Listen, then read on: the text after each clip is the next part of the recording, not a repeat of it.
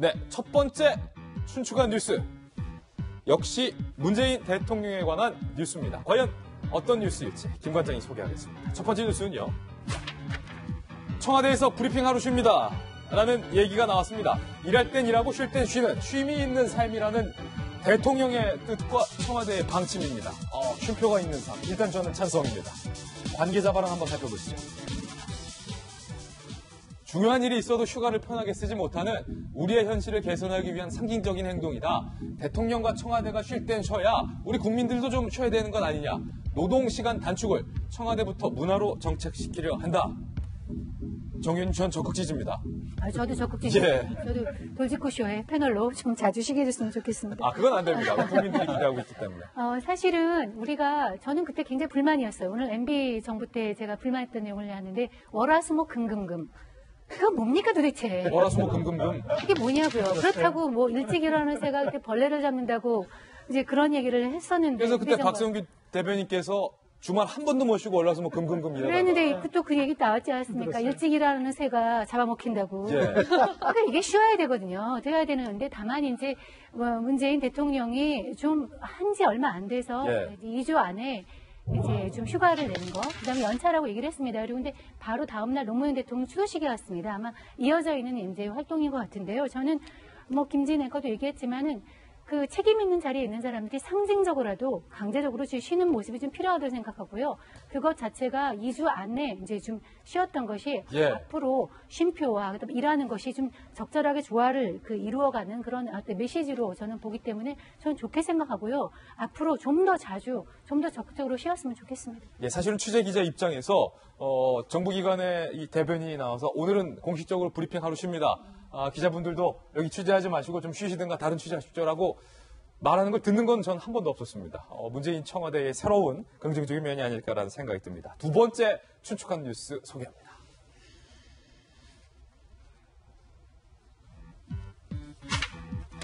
강경화 장관 후보자가 내일 입국을 합니다. 들어와서 청문회 준비를 하겠다라는 방침인데요. 지금 청와대 내부에서 두 번은 안 된다.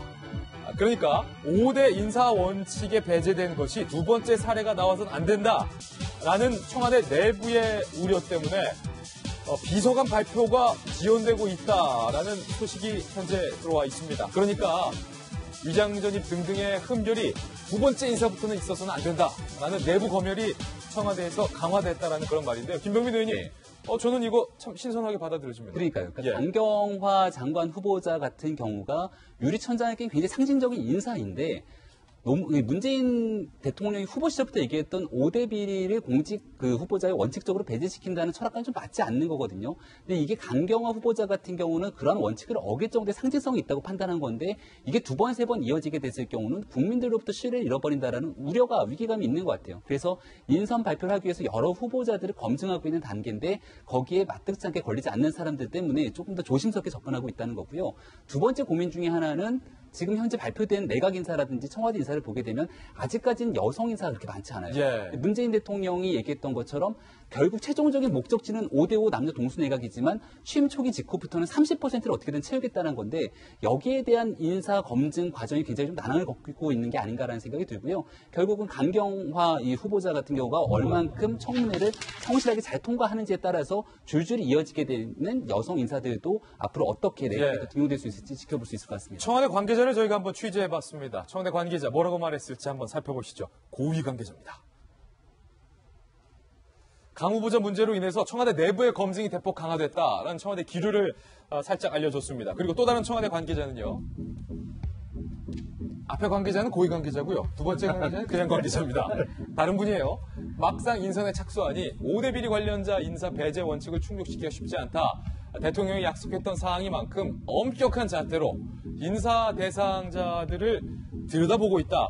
청와대 내부에서 인사 잣대를 이렇게 엄격하게 한다는 것은 상당히 긍정적인 시그널인 것 같습니다. 내일 입국하는 강경화 후보자가 과연 청문회를 임하는 각오 뭐라고 밝혔을지 강경화 후보자의 발언부터 한번 직접 들어보시죠.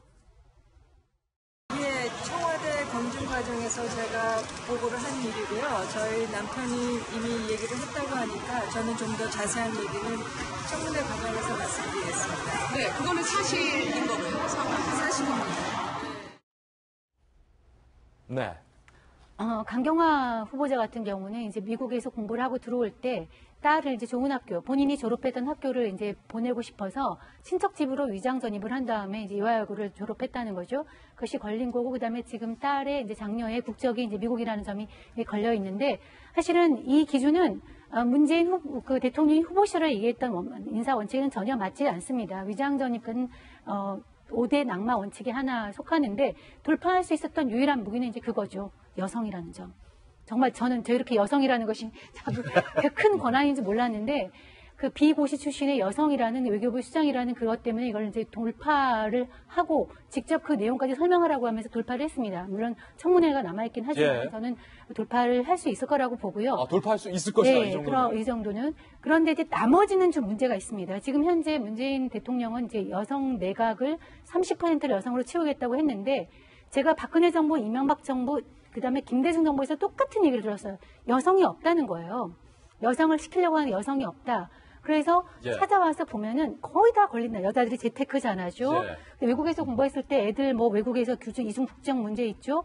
그러니까 재테크라는 게 주로 이제 여자들도 부동산 좋아하니까 부동산 이런 게 걸려서 없을 거라고 생각하는데, 이제 야당에 이제 됐을 때는 이제 쉽게 얘기할 수 있었지만, 정말 네가 개가 카드를 만지면서는 쉽지 않다는 점에서 아마 이게 진짜 정부를 운영하는 정부로서의 아마 무게감을 느끼고 있을 걸로 예상이 됩니다. 사실은 능력 있는 여성 중에 이런 거 안 걸리는 깨끗한 여성 인사는 우리 정성희 의원이 잘했죠. 100번 동의합니다. 네, 사람 찾기가 정말로 어려워요. 할 일은 없을 것 같아요. 제가 볼 때 세 번째 춘추관 뉴스. 이 자리가 좋습니다. 세 번째 춘추관 뉴스. 문재인 대통령의 아이템이 이른바 품귀 현상을 빚고 있습니다.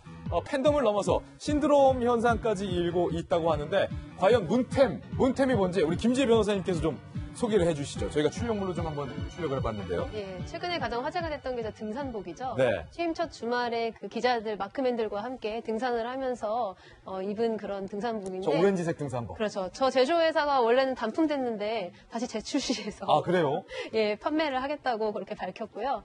또 아시아판 타임도 1,500건 이상 판매됐고, 서점가에서 거의 구할 수가 없는 상황이고, 넥타이도 역시 독도 강치가 그려진 넥타이죠. 아, 그렇군요, 저것이. 예, 또 가격도 비교적 저렴하고 지금 또 48,000원으로 가격에서 내린 걸로 알고 있고요. 55,000원인데 48,000원 가격 내렸다. 네네. 취재를 해주셨군요. 예. 그다음에 또 안경은 이제 6년째 같은 안경을 쓰고 계신데, 그러니까 지난 대선 후보 시절부터 계속 6년째 저 안경을 쓰고 계신데, 저것도 이제 약간 고가고 70만 원 정도의 명품으로 좀 화제가 되고 있지만, 고가임에도 불구하고 여러 손님들이 찾고 있다고 합니다. 문블렌드도 한번 돌직구쇼에서 다룬 적이 있죠. 예, 그 문재인 대통령 워낙 커피 매니아로 알려져 있고. 원두를. 그렇죠. 본인이 블렌딩을 직접 해서, 그러니까 블렌딩 그 비율을 알고 있는 거죠. 콜롬비아, 브라질, 에티오피아, 과테말라 원두를 각각 4대 3대 2대 1로 비율을 섞어 마신다는 많이 나오고 있습니다. 이런 거는 김무식 교수나 저 같은 경우도 설탕 프림 해가지고 4대 3대 2대 1저 섞어 먹고, 또 마지막 아이템도 있죠. 네, 마지막 아이템이 사실 가장 감동적인 아이템 중에 하나인데요. 구두가 이제 청각 장애인 자립을 위한 사회적 기업인 제품이라고 합니다. 이제 제품 이름이 아지오인데 지금은 폐업 상태라고 하거든요. 네, 저렇게 사회 지도층 인사들께서 낡은 구두 신고, 또 그것이 또 청각 장애인들이 만든 그런 구두, 굉장히 모범적으로 보입니다. 한편 또 중국에서도 역시 문재인 대통령 인기가 장난이 아닌데요. 이 기회에 문템 많이 수출했으면 좋겠습니다. 네, 그러게요. 특히 대통령이 장애인 분들이 만든 이 구두를 계속 오랫동안 자주 사용한다는 건, 신는다는 건 참 모범적이고 좋은 일인 것 같습니다. 돌직구쇼의 새 코너 춘추관 뉴스까지 전해드렸습니다. 저희는 60초 광고 후에 다시 찾아옵니다. 잠깐만요.